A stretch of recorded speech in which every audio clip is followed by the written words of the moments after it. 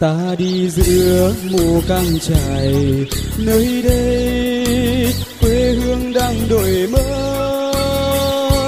Xanh xanh thẳm miền non ngàn, rừng thông vi vu mây vần mây, chập trùng lưng đèo cao. Tiếng ngựa hí lời khen ai, mây danh mờ từng xuống chờ đẹp mãi đây.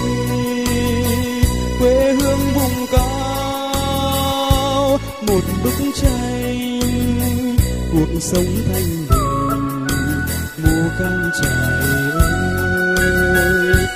Yêu tha thiết sắc áo tràm quê hương, xanh trong xanh rừng núi.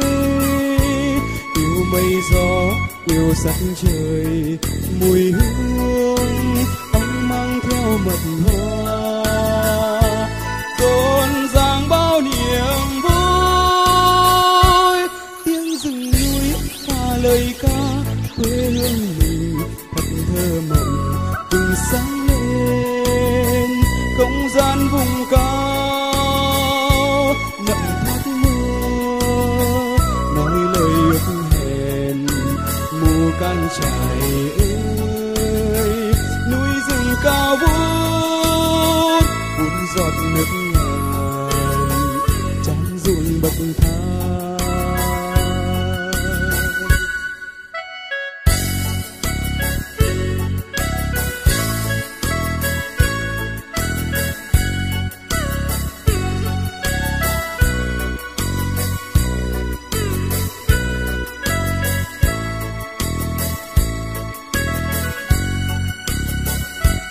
Qua bao suối qua bao đèo về đây,